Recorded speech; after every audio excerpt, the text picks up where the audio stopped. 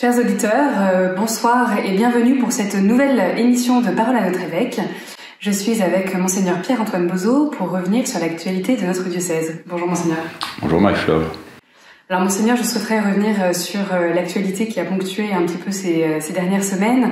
Ça y est, la Russie a déclaré la guerre à l'Ukraine.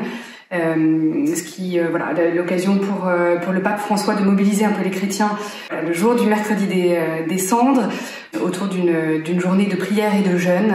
Voilà, quel est votre ressenti, vous, par rapport à cette situation ? De fait, c'est une actualité grave et difficile. Nous faisons partie l'un et l'autre de générations qui n'ont pas connu la guerre en Europe, en tout cas, et dans notre pays. Donc c'est pas la guerre dans notre pays, mais c'est quand même la guerre en Europe. Il y a eu la guerre de l'ex-Yougoslavie, bien sûr, que dont nous nous souvenons. Mais de fait, savoir si proche de nous des Européens de l'Est, ainsi confrontés à cette violence de la guerre, c'est vraiment difficile. Alors je ne fais pas ici d'analyse géopolitique, c'est pas le lieu, et puis j'ai pas une compétence particulière en la matière. Les choses sont en général plus compliquées qu'on ne le dit, mais en tout cas, et donc l'histoire est intéressante à comprendre de ce point de vue-là. En tout cas, il y a une infraction très caractérisée au droit international dans cette invasion de l'Ukraine par la Russie, et donc occasion de résister et de dire de l'indignation. La guerre est toujours un échec, et toujours nécessairement une cause de grands troubles. Donc il faut pleurer avec ceux qui pleurent, ça fait partie de ce que nous avons à faire, Saint Paul nous demande, de pleurer avec ceux qui pleurent.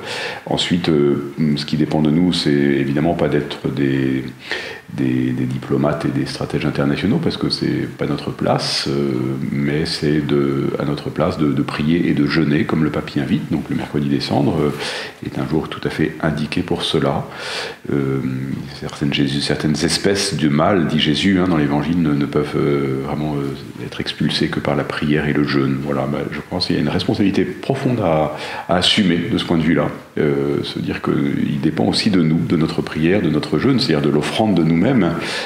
C'est une manière de dire que la prière n'est pas simplement une facilité, une manière de se débarrasser d'un problème, parce qu'on aura expédié une dizaine de « Je vous salue Marie », vous voyez, donc la prière nous investit, et le fait de renoncer à de la nourriture, par exemple, c'est une manière de dire qu'on est vraiment concerné par la détresse des autres. Voilà.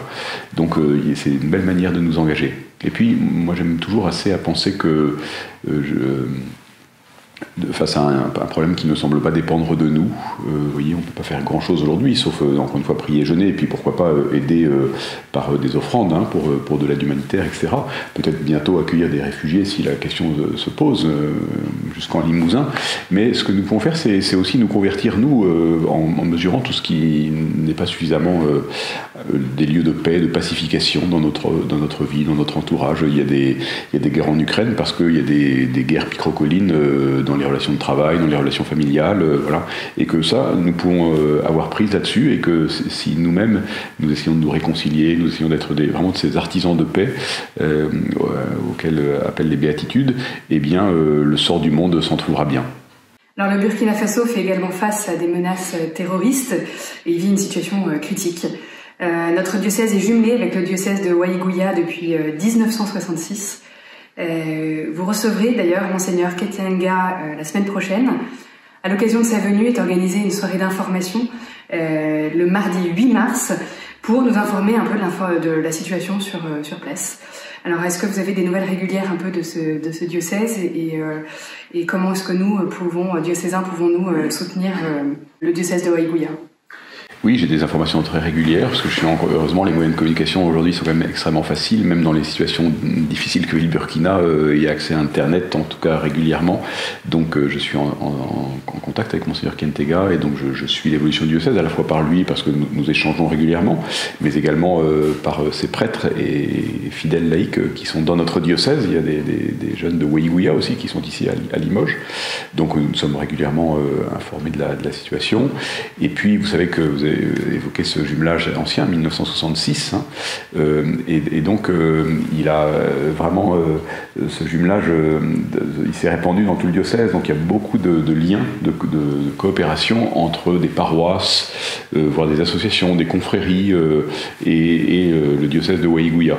Donc il y a beaucoup de lieux d'entraide, je crois qu'il y a beaucoup de paroisse à paroisse, parfois de famille à famille, des aides. Alors, on a créé une association qui s'appelle 1000 Amis, qui est destinée à centraliser les aides pour qu'il n'y ait pas pour que les choses soient justes et qu'il n'y ait pas trop parce que, voilà, il peut y avoir, dans l'aide que nous apportons, éventuellement un peu des injustices, pas volontaires, mais l'idée c'est que l'aide soit répandue le mieux possible selon les besoins du diocèse. Voilà, donc cette association 1000 Amis, le jumelage, mon lien avec Monseigneur Kentega, fait que nous essayons d'être attentifs à tout cela. Donc oui, il y a des liens réguliers, mais je suis très heureux que Monseigneur Kentega puisse venir. La dernière fois qu'il est venu, c'était au tout début du confinement, et donc on s'était vu, il habitait à l'Évêché, mais on ne pouvait pas se voir, donc oui, c'était un peu étonnant. On se téléphonait d'un bout à l'autre de l'Évêché, et puis il a dû repartir. Enfin, on avait préparé tout un programme pour sa venue, puis on n'a pas pu l'honorer. Et donc là, les choses sont quand même un peu simplifiées. Il viendra parce qu'il y a la soutenance de thèse d'un de ses prêtres qui a terminé ses études de pharmacie et qui soutiendra sa thèse de docteur en pharmacie. Et donc l'évêque qui l'avait envoyé pour cela, c'est le père Guillaume, hein, le prêtre en question, a beaucoup travaillé avec beaucoup d'acharnement pour, dans le temps imparti, réussir à avoir son diplôme de pharmacien. Et donc l'évêque vient honorer de cette manière-là tout ce travail qui sera mis au profit du diocèse de Waiguya.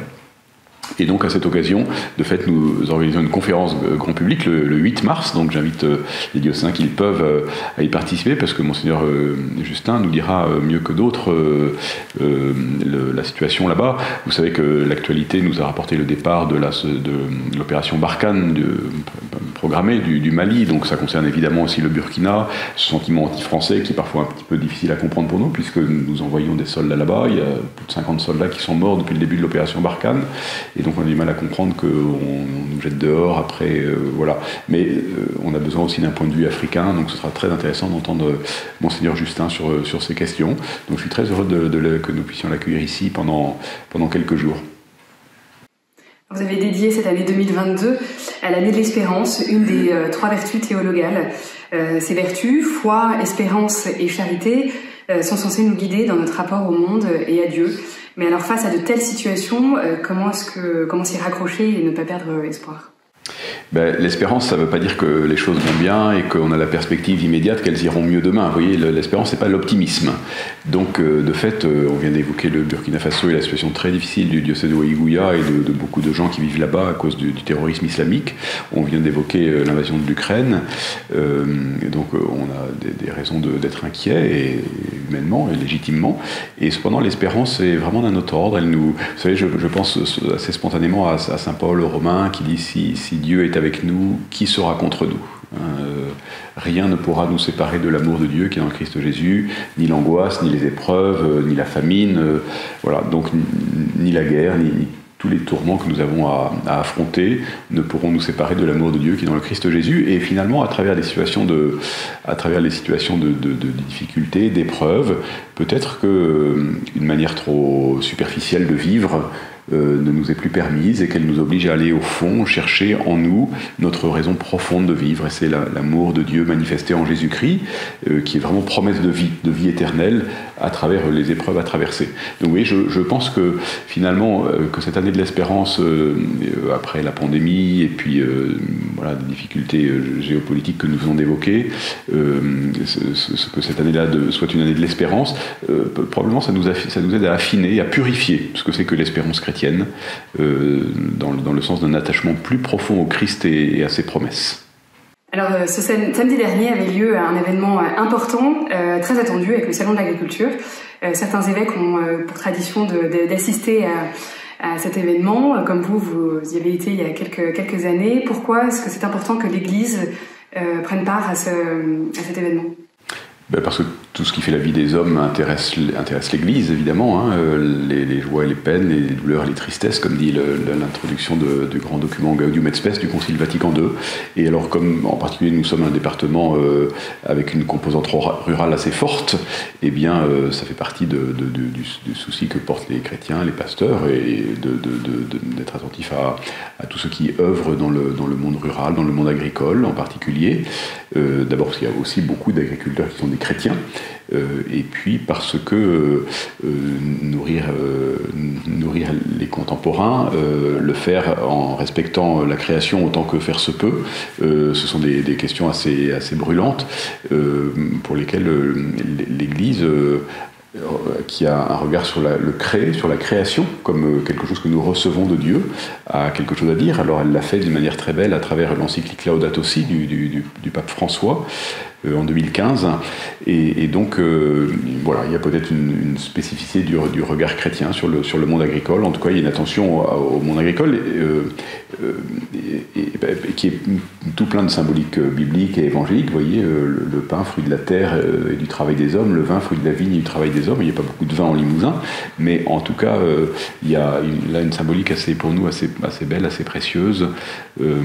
Et donc, voilà, nous nous soucions du monde agricole, d'autant que, comme vous le savez, la situation des agriculteurs est souvent, enfin pas toujours, mais quand même souvent très difficile. Beaucoup sont en grande difficulté parce que les prix, en général, grosso modo, les prix auxquels nous achetons les aliments ne sont pas les prix auxquels nous devrions les acheter. Ce sont des prix trop bas pour que les agriculteurs puissent en vivre vraiment. Et donc beaucoup sont en grande difficulté. Et donc ça fait aussi partie de l'attention de l'Église, d'essayer en tout cas de soutenir et de venir à sa petite mesure en aide aux agriculteurs. Et donc cette visite des évêques au Salon de l'Agriculture, à laquelle je ne pouvais pas me rendre cette année, hélas, c'est une manière de manifester la sympathie et l'attention que l'Église porte au monde agricole. Merci Monseigneur pour ce temps d'échange. Chers auditeurs, vous pouvez retrouver cette émission en replay sur le site internet de RCF, ainsi que sur la chaîne YouTube de notre diocèse. Très belle soirée à tous.